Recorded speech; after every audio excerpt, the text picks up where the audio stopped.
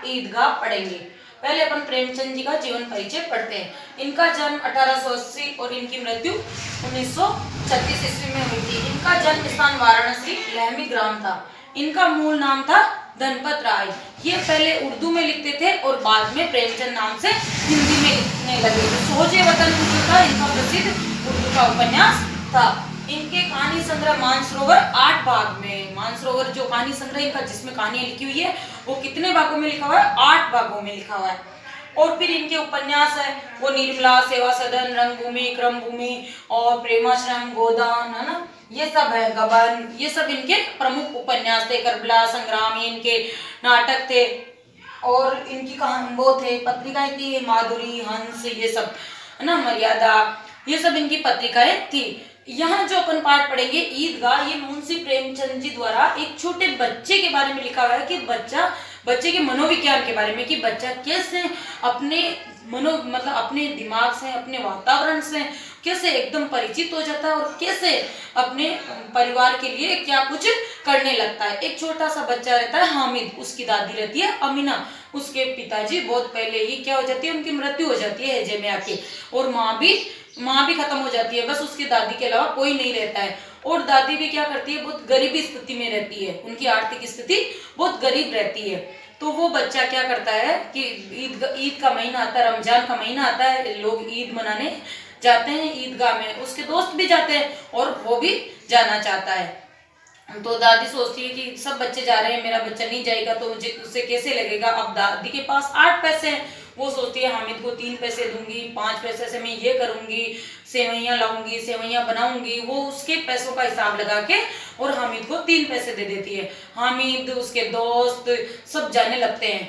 उसके दोस्त वो सब वहाँ जा रहे होते हैं, वहाँ जाते हैं बाजार में, खूब बाजार सजा धजा रहता है। वो सबसे पहले ईदगाह में जाते हैं, ईदगाह में एक साथ सिर झुकाते हैं, नमाज पढ़ते हैं। ये सब काम होने के बाद सब दोस्त बिखर जाते हैं, मोहसिन, नूरे, मोहम्मद ना, ये सब दोस्त होते हैं उसके, ये सब बिखर जाते हैं कोई मिठाइयों की दुकान पे, क्योंकि उनके पास तो पैसे रहते हैं और ना उसके पास पैसे नहीं रहते, तो वो सब बिखर जाते हैं, अपने पैसे लेते हैं, खिलौने लेते हैं। तो वो सोचता है कि मुझे तो कुछ नहीं लेना है, कि अभी मेरे पास तो 3 पैसे हैं, इनको सोच समझ के खर्च करना है। तो वो उनको खर्च नहीं करता है। फिर मोहसिन, नूरे, बिस्ती, ऐसे मतलब छोटा बिस्ती होता है ना खिलौना, और वकील ये लाता है, ये नूरे वकील लाता है, मोहम्मद बिस्ती लाता है, ये महमूद की सिपाही लाता है ना, ये सब लेके आते हैं। और वो हामिद पर मिठाइयाँ खाते हैं, शरबत पीते हैं। तो वो हामिद सोचता है खड़ा खड़ा, देख मेरे दोस्त है, ऐसे तो कहते हैं मेरे साथ खेलो, मेरे साथ वो करो, लेकिन इनका मुंह सड़े, ये मेरे को एक भी नहीं खिला रहे होते हैं। और फिर सब हामिद के पास आते हैं, तो हामिद को चिढ़ा के कहते हैं खाएगा क्या, और फिर अपने खुद खा जाते हैं। तो हामिद को बड़ा दुख होता है, लेकिन वो कुछ नहीं सोचता और चलता जाता है। एकदम उसको चिमटे वाली दुकान दिखाई देती है। फिर वो चिमटा देखते ही बहुत खुश होता है कि दादी तवे से रोटियां उतारती है, उसके हाथ जल जाते हैं, मैं ये चिमटा ले लूँ तो उसके हाथ नहीं जलेंगे। ऐसा सोच के वो उस दुकान पे जाता है। वो उसका भाव पूछता है तो उसके 6 पैसे बताते हैं। उसको बड़ा दुख होता है कि मेरे पास तो 3 पैसे हैं। वो आगे बढ़ जाता है और दुकानदार को कहता है भाई 3 पैसे में देना हो तो दे दे। दुकानदार भी सोचता है बच्चा है, चिमटे का क्या करेगा, कौन सा लेगा। वो कहता है चलो 3 पैसे में ले जा। हामिद उस चिमटे को ले लेता है, लेके फिर अपने दोस्तों के पास जाता है। तो दोस्त हंसी उड़ाते हैं कि अरे चिमटा लाए, चिमटे से क्या करेगा, तेरे को क्या करना है इसे। तो उसने उस चिमटे के कैसे रखता है, अपनी देखो बोलने की जो कला होती है ना वो सबसे अच्छी होती है।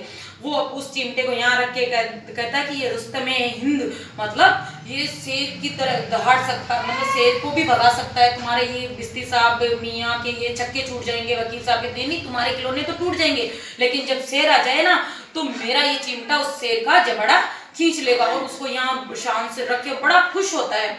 ऐसा देखते ही देखते उसको बहुत खुशी मिलती है, मतलब ऐसे।